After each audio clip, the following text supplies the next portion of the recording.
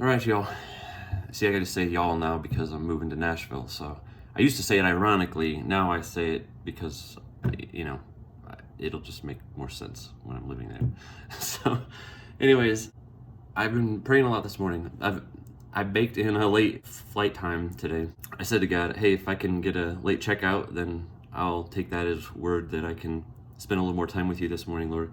And if not, then, that's fine. I'll just go and maybe work more at the airport. I called and asked for an extension, or, the late checkout. He said, hold on, let me check. And he came back and said 2 p.m. And I was like, I've stayed at a lot of places and traveled a lot. I've never heard anyone say as late as 2 p.m. I'm not going to be here that late, but it was still like, wow, okay, I guess I have all the time I need, is basically, to spend with the Lord. So that's where I'm at. But I kept feeling like, okay, within this time that I've spent this morning, that there might be something that I would want to share with everyone. Wasn't sure what it was. Definitely had a lot of emotional moments this morning. Like, I went to breakfast and I started reading some of my daily devotions, and like within the first sentence, I'm like, no, I'm not going to be able to read this sitting down here in public, because I was definitely going to lose it a little bit if I did. So I just had to sit and eat my breakfast and then go back to the room so I could, really just be more raw with the Lord. My heart has been really raw, really the past several months, probably the past several years, but definitely the past few months, as God has been challenging me to a deeper relationship with Him, as a lot of you know. So I already have a sensitive nature about me, and am fine crying, where it's appropriate. But when the Lord touches me, that's often how it's expressed in me, and I'm just learning to more embrace that the best I can. So, anyways, I decided to. So the thing that hit me the most was, again, I was reflecting back. I pulled up Isaiah 43, 18 to 19. Behold, I'm doing a new thing. There's also a part of that section that is also, it's good to reflect on. So I went back. I'll go ahead and read it to you. So 18 to 19. Do not remember the former things, or ponder the things of the past. Listen carefully, I'm about to do a new thing. Now it will spring forth. Will you not be aware of it? I will even put a road in the wilderness, rivers in the desert.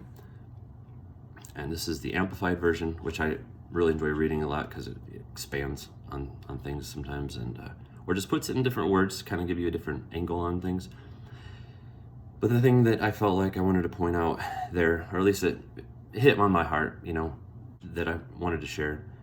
So this, the do not remember the former things, or ponder the things of the past. So before it goes into the new thing, God's saying you have to release the past. You have to do not remember the former things, or ponder the things of the past. In order to move forward, we have to release those things. We're not made with eyes on the front and the backs of our head. We can only look one direction. So if we're looking to the past, we can't see forward to see, we can't see the new thing. How can we see where God is leading us forward when we're constantly looking backward, right?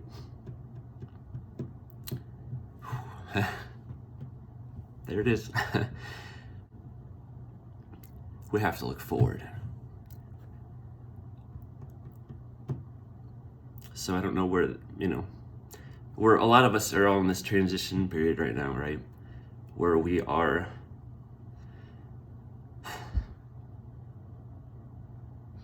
we're faced with, making decisions that are new, that are sometimes scary, that are definitely uncertain in most cases.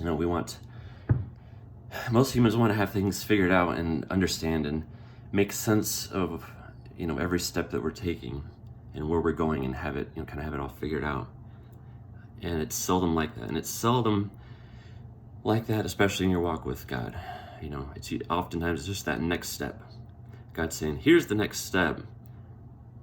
Take it in obedience.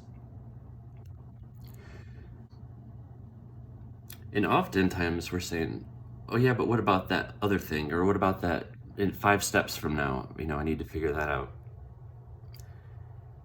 And then we kind of sit in that stage for a while, and we're like, why isn't God speaking to me? Why is there still no more clarity? And when we're really real with God, and if we can really sit and hear his voice in that question, at least for me, I found but I've already given you the step to take, and you're not taking it yet. I'm waiting, Michael, for you to take that first step of obedience that I've already asked you to take.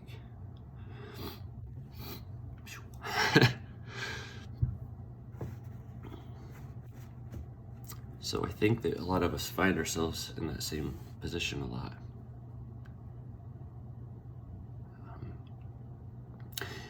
Here's the thing I'll end on that is definitely related to that's been on my heart a lot too. I'm gonna take a sip out of this small cup first. Went back down for more coffee, and all I get is a tiny Dixie cup of lemon water, but it's good too. So it's this.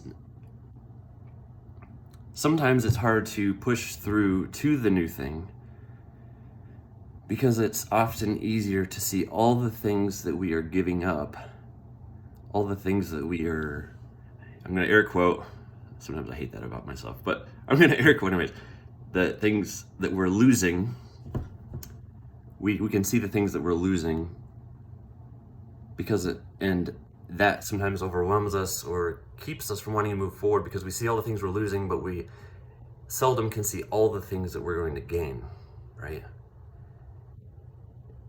The visual I'm thinking of now is like, it's kind of like walking up toward a big brick wall, and God's saying, take the step through this door that's closed on this brick wall so that you can walk into what I have next for you. And you're like, I don't, all I see is a brick wall right now, and you're saying, don't look back, give up all this stuff back here, whatever the back here is for you, family, friends, what you might call stability, consistency, routine, all the stuff that we, cling to.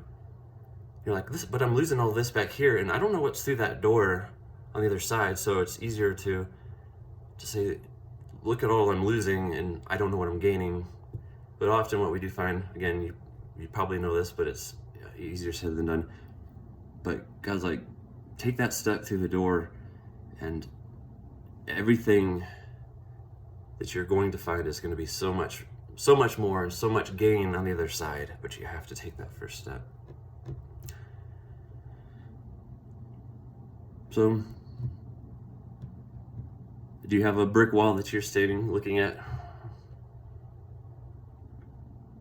Looking backwards, not looking forwards. Again, you can only look one way. Is there a door you need to walk through? I know I have one for myself. So that's it. That was long enough. But I just love you guys so much. And I'll say this to you. Stand in your faith. Keep seeking God daily. We will be attacked, as we go out, as the devil wants us to lose a lot of the things and to get back into the old norms. But God's doing a new thing. As long as we stop looking backwards and we keep looking forwards, He will sustain us. Love you guys.